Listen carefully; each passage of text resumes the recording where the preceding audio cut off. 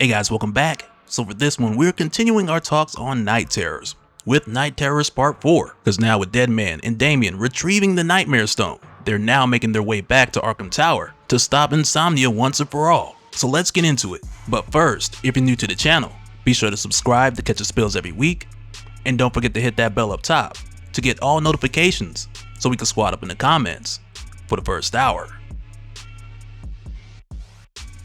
Alright, so for this one, we begin with yet another introduction from Deadman, which throughout this series, it's an addition that I've been enjoying quite a bit, with it being true to Deadman's humor and his history as an entertainer. And this time when we find him, he's by the fireplace, reading some horror stories, as he does the old, "Oh hello, I didn't see you there," to where next he shows us that these books are his horror stories. And he points out that it's interesting that most books end with some type of happy ending or resolve. But in horror stories, there are no victors, there's only survivors. To where next, we find ourselves back at Arkham Tower, in what we're told is Nightmare Hour 7, with Deadman, Sandman, and Damian making their way there. Because now, with them recently attaining the Nightmare Stone, like we'd seen in Night Terrors Part 3, they brought it here to Arkham Tower so that they can use it on the physical body of Insomnia to purge the powers from it that he was given from the Lazarus Reign, so that the world can be freed from their nightmares and all of this can be over. And with them getting here, Damian's initially ready to just rush in, because he doesn't believe that Insomnia has anything in there that'll scare him.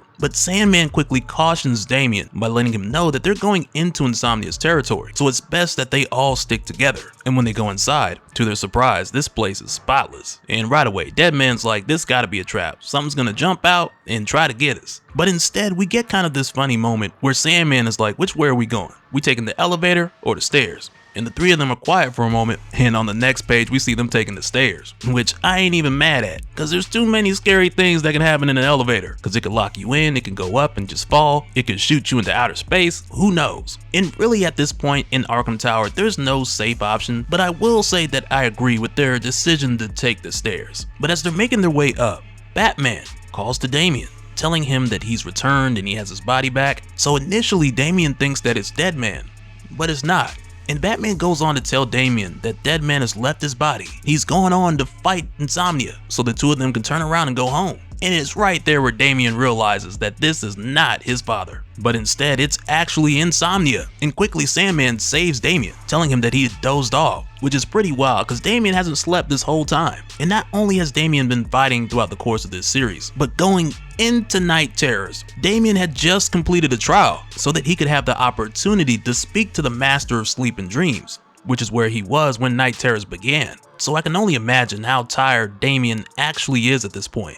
But at this time, when they make their way to the room where Insomnia's actual body, his physical body, is inside, as they approach the door, Deadman is confronted by Dove, or at least what appears to be Dove, which is really a bit of Insomnia playing with Deadman's mind, with him making Deadman's ex appear and having her ask what's so bad about Insomnia getting what he wants, because if everyone's dead, they'll all be ghosts, and the two of them can be together. Which I gotta say, with having Dove just show up here, which again, it's not actually her, but with Insomnia pulling off this charade, this is something that I did not expect, because I do remember Deadman and Dove having a thing back in the New 52, but that literally is one of the last things on my mind going into this series. But I think it was a nice twist and a cool little callback.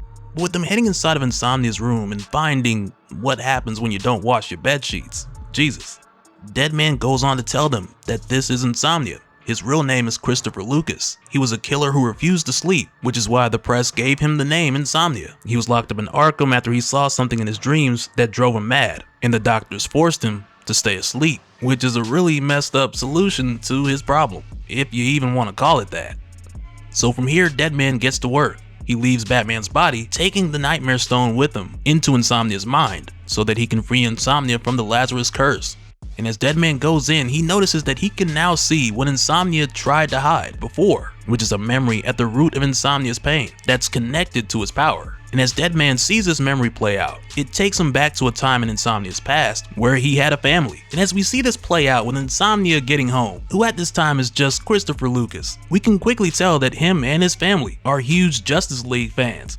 But instead of taking heed to the warning that was given to everyone in this area to evacuate, while the Justice League is fighting this huge monster down the street, Christopher instead told his family that they'll be fine, cause the Justice League will handle it, only for moments later to have his home take a huge hit, which left him as the only survivor from the blast. And for Insomnia, this is what he kept dreaming about. After this moment, this is what he saw when he closed his eyes, and it's why he never wanted to go to sleep again, to relive this tragedy, with this also being the day that his hatred for the Justice League was born. And with Deadman witnessing this memory, it's almost like he's there.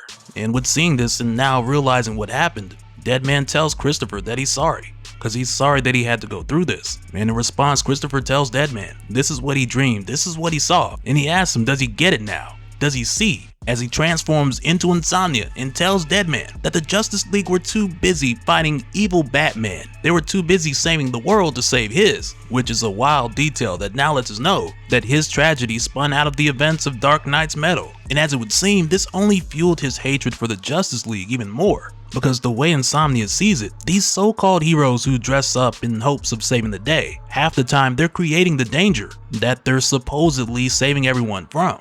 And Deadman tries to tell Insomnia that killing the Justice League, it won't bring them back. It won't bring Insomnia's family back. But Insomnia lets him know that he doesn't want to kill the Justice League because the death of his family was his nightmare, which the Justice League made a reality. And all Insomnia wants to do is return the favor.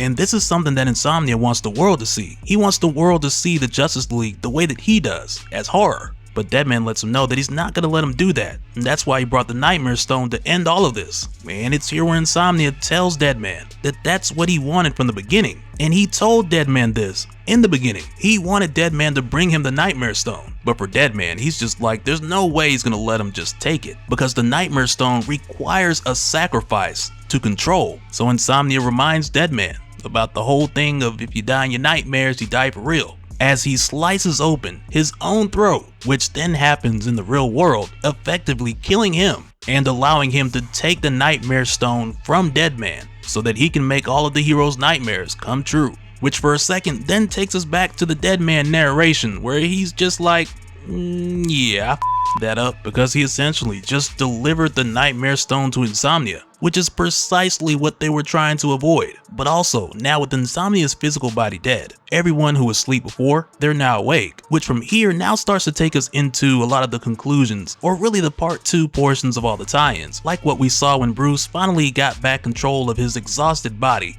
only to then find that he was still at Arkham Tower. And like we saw when Bruce looked outside and saw how chaotic it was, he wasn't sure if he was still in his nightmare. And we see that play out the same way here, as he's approached by his son Damian, who lets Bruce know that he's in the real world. And unfortunately, they lost. So from here, Damian just pretty much gets Bruce up to speed, telling him how Deadman believed that he could use the Nightmare Stone to stop Insomnia and get everyone to wake up, only to find that that plan was like halfway right, because I mean everybody did wake up, so there's that. But Damian goes on to let Bruce know that this whole thing wasn't just about getting the Nightmare Stone, it was about Insomnia making the nightmares real, all of them, which is something that, I don't know, maybe it's just me, but from the beginning when Insomnia was going after the Nightmare Stone, I kind of figured that's what he wanted to do. And to me at least, I feel like the threat was well established when Night Terrors jumped off, that the Nightmare Stone was capable of doing this. But I am surprised that Insomnia actually got the stone, as well as how he got the stone, cause that was a twist that I didn't see coming.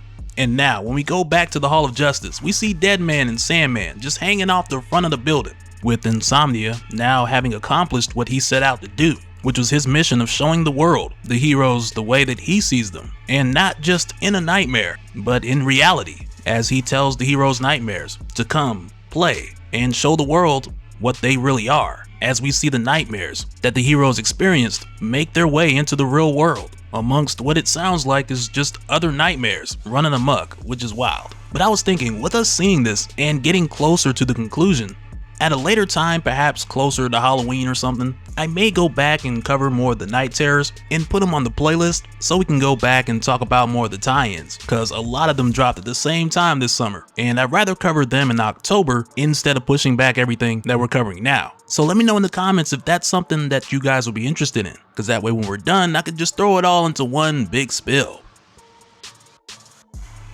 And so now real quick, I want to give a shout out to all the patrons. Thank you guys for all your support. And for anyone who's new here who wants more information on how to support the channel, I got a link below where you can go to patreon.com/Dopespill.